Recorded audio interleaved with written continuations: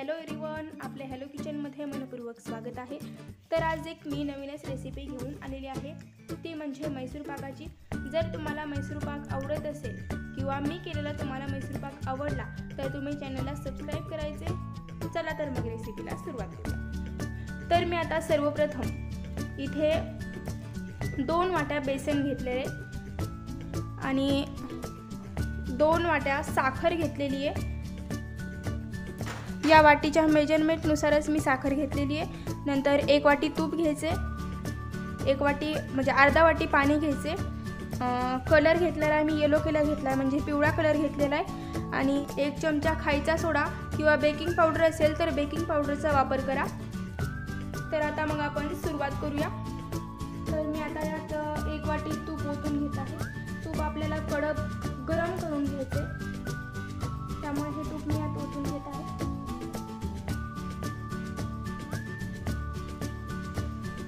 तर मी आता इथे तूप ओतून घेतलेले आणि तसेच इकडे मगाशी अर्धा वाटी पाणी घेतलेले ते यात आपल्याला ओतून घ्यायचे पाक बनवण्यासाठी।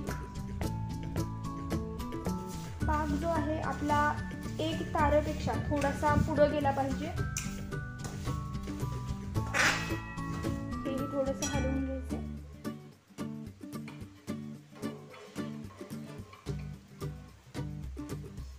पाकातली थोडी थोडी साखर आपल्याला हलवत राहायचे।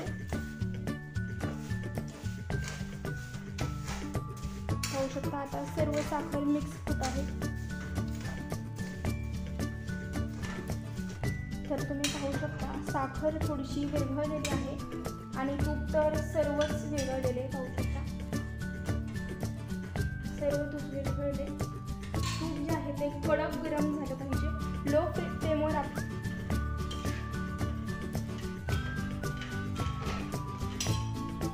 हा पाक तयार होत आलेला आहे।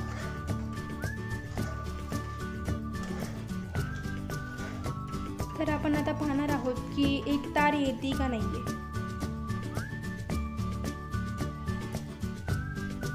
पाहू शकता 1 तार येत आहे।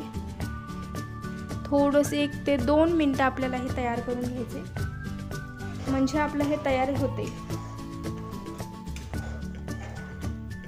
आता आपल्याला यात हे बेसन जे आहे ते टाकून घ्यायचे। बेसन आहे ते तुम्ही चाळून घ्यायचे। बेसन नीट चाळलं पाहिजे, नाहीतर गाठी राहिल्या तर आपला जो मैसूर पाक आहे तो नीट तयार होणार नाहीये। तर आता हे आपण ओतून घेऊया। पाहू शकता अशा प्रकारे आपल्याला हे हलवून घ्यायचे। याच्या गाठी राहता कामा नयेत। पाहू शकता अशा प्रकारे हलवायचे हे।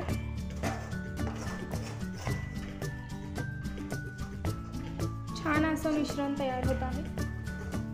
एक आपल्याला आता 1 ते 2 मिनिटं हलवून घ्यायचे आणि यात तुपाचा वापर करायचा। पाहू शकता अशा प्रकारे आपल्याला हे तयार करायचे।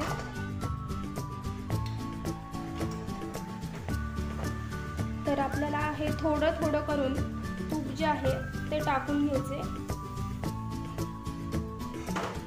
पाहू शकता तूप जास्त चांगलं कडक झालेले, त्यामुळे अशा प्रकारे हे यात मिश्रण मिक्स होत आहे। तूप कडकच पाहिजे, म्हणजे आपले जे बेसन आहे ते छान भाजूनही निघेल। थोडं थोडं करून आपल्याला यात तूप घालून घ्यायचे।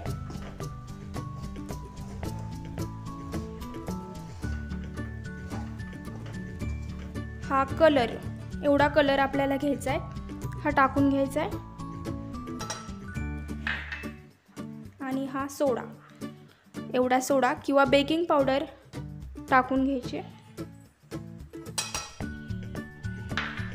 आता हे आपण मिक्स करून घेऊया।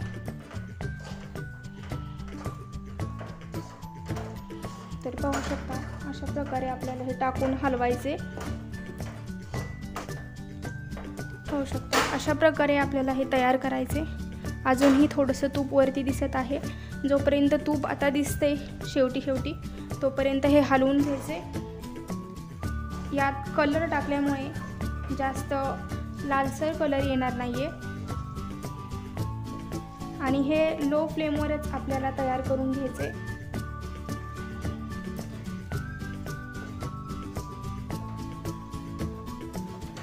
गरम असल्यामुळे तूप जास्त बाहेरही येत आहे यातलं.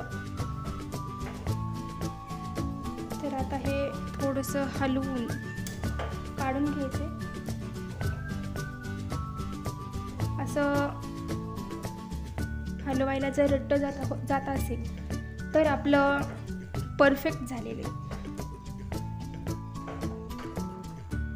जोपर्यंत हे गरम आहे तोपर्यंतच हे कढई असेल, जर काही वेगळं भांडं असेल त्यातनं हे आपल्याला पटकन काढून घ्यायचे. म्हणजे आपला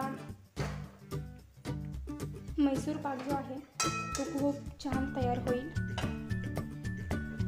कापणार आहे तर मी हे आता चाकूच्या सहाय्याने कापून घेणार आहे. चाकूच्या सहाय्याने हे आपल्याला 2 वेळा कापून घ्यायचे. पहिल्यांदा आता कापायचे म्हणजे आपलं तयार 5 मिनटं झाले का नाही मग कापायचे. आणि नंतर 1 तासानंतर हे आपल्याला कापायचे. 1 तास झाला की हे आपल्याला उघडून कापून घ्यायचे. म्हणजे हे उघडच ठेवायचे, झाकून ठेवायचं नाही, नाहीतर गरम आहे ते तसंच राहील. तर पाहू शकता आपले पीसेस निघलेले आहेत.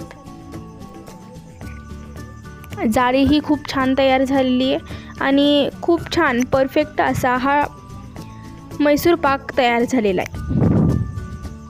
तुम्हाला ही रेसिपी कशी वाटली ते कमेंटमध्ये मला नक्की सांगायचे आणि व्हिडिओ लाईक शेअर करून सबस्क्राईब करायचे. तर तुम्ही माझी रेसिपी पाहून अशाच घरी रेसिपी ट्राय करत राहा आणि कशी वाटली ते कमेंटमध्ये मला नक्की सांगायचे. तोपर्यंत तुम्ही आनंदी राहा, खुश राहा आणि खास म्हणजे खात राहा. तर भेटूया अशाच नवीन व्हिडिओमध्ये. तोपर्यंत धन्यवाद.